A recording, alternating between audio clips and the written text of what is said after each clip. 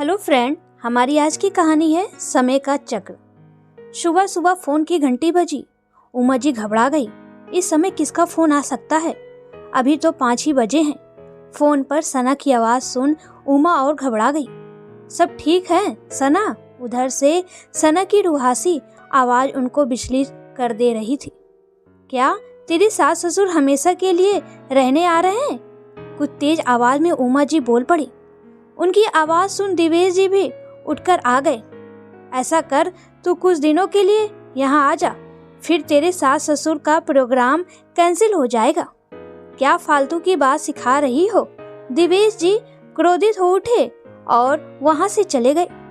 थोड़ी देर बाद उमा जी जब चाय लेकर दिवेश जी के पास गई तो दिवेश जी बोल पड़े, देखो उमा, बच्चे देख कर ही सीखते हैं। तुमने भी अपने सास ससुर को कभी अपने पास आने नहीं दिया। सना ने जो देखा वही कर रही है, पर मेरा आग्रह है तुम सना को गलत बात की शिक्षा मत दो। कोई भी रिश्ता बिना समर्पण के अधूरा होता है। रोहन अपने माँ बाप का अकेला बेटा है। वो लोग रोहन के पास नहीं आएंगे तो कहाँ जाएंगे? कल को तुम्हारी बहू भी सौरभ से यही कहने लगे, तब तुम्हें कैसा लगेगा? जिंदगी मौके कम और अफसोस ज्यादा देती है। दिवेश जी की बात सुन उमा जी ने कोई प्रतिक्रिया नहीं दी। उनका दिमाग अभी इस बात पर उलझा है कि सना के सास ससुर को किस तरह वहां आने से रोके। ये सब कुछ उमा जी की बहू खुशबू सुन रही थी।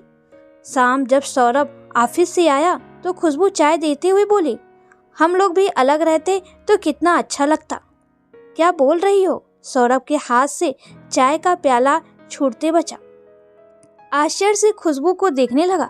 उनकी शादी के साल भर हुए हैं और उमा जी के तेज मिजाज होने के बावजूद खुद कभी भी सौरभ से कोई शिकायत नहीं की।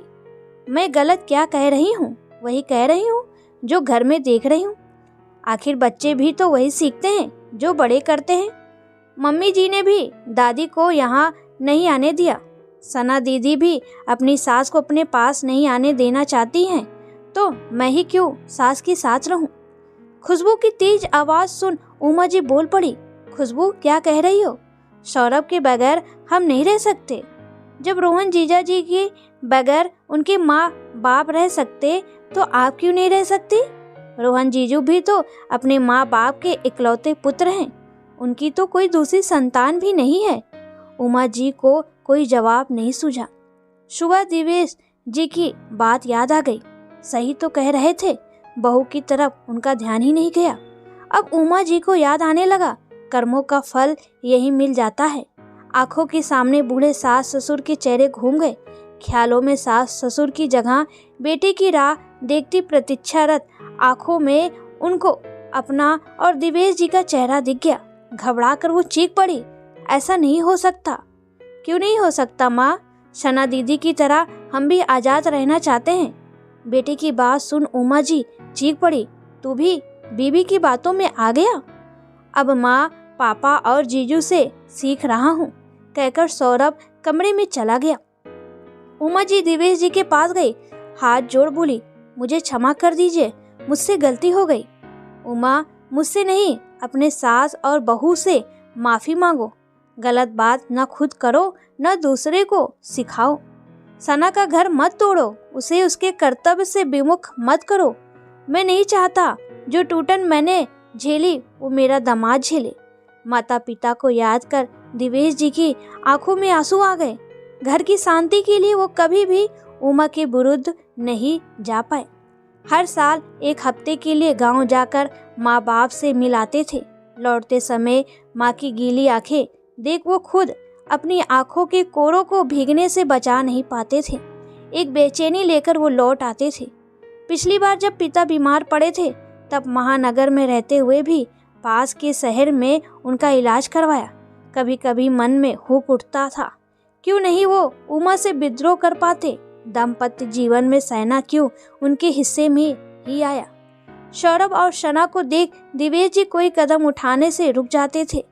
संतान ही माँ बाप के पैरों की बेड़ियां होते हैं, तभी तो वो इन बेड़ियों को तोड़ नहीं पाते।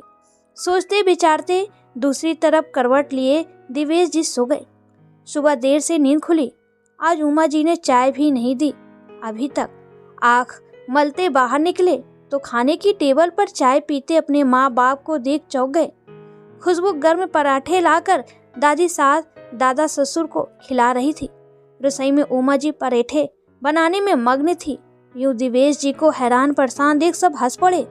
उमा जी बोली, ऐसे क्या देख रहे हैं, अम्मा बाबूजी ही हैं। आंखों के आंसू छुपाने की कोशिश में दिवेश जी वहां से हट गए। आंसू पोंछ रहे थे कि उमा जी की आवाज आई, मुझे अपनी गलती देर से समझ में आई। समय चक्र को मैं भूल गई थी जो हमारे कर्मों को ही दोहराता है।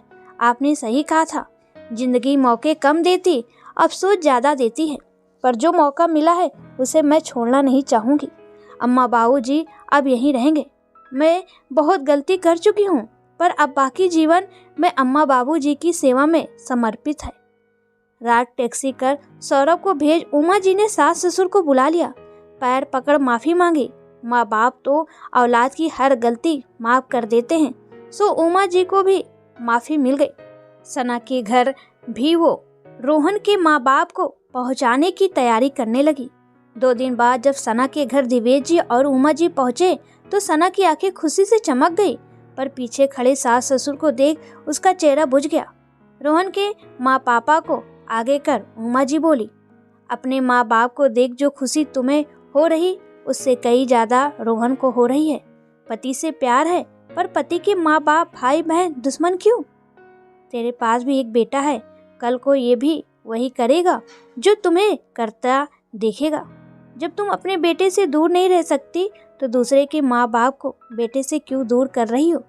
देख सना, मैंने बहुत बड़ी गलती की, पर ये गलती तुम मत करो।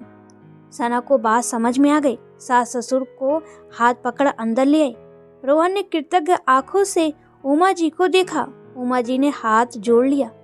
उधर घर पहुंच दिवेश जी ने खुशबू को ढेरों आशीर्वाद दिया, जिसके एक कड़े कदम ने लोगों को रोशनी दिखा दी। उमा जी भी अपनी समझदार बहू को गले लगा लिया। दोस्तों, है तो ये पुरानी समस्या, पर आज भी इसका समाधान होने की बजाय ये और बढ़ रहा है। एकल परिवार में बच्चे और बुजुर्ग दोनों ही तन्हा हो गए। संयुक्त परिवार में अगर थोड़ी समस्या है तो ढेरों समाधान और सुरक्षा भी है। माता पिता आपकी आज़ादी में रुकावट नहीं है। आज जब पति पत्नी दोनों वर्किंग है, बच्चे आया के भरोसे पल रहे हैं। आया पर नहीं, माँ बाप पर भरोसा करिए। वो बच्चों को अच्छे संस्कार ही नहीं देंगे, बल्कि चरित्र भी देंगे। बच्चे भी सुरक्षित रहेंगे और माँ बाप भी। इसलिए अवहेलना नहीं, सम्मान दे बुजुर्गों को। मौके का फायदा उठाएं, जिससे अफसोस को जगह ना मिले, क्योंकि जिंदगी मौके कम देती है। माता पिता को थोड़ा सा प्यार, मान सम्मान और थोड़ी सी परवाह समर्पित करिए और उनकी दुआओं के साए में जिंदगी खुशनुमा बिताइए। मत भूलिए, समय का चक्र आपको भी वहीं ला खड़ा कर देगा जहां आज आप अपने बुजुर्गों को खड़ा कर रहे हैं। दोस्तों, आपको ये कहानी कैसी लगी प्लीज़ कमेंट में ज़रूर बताएं।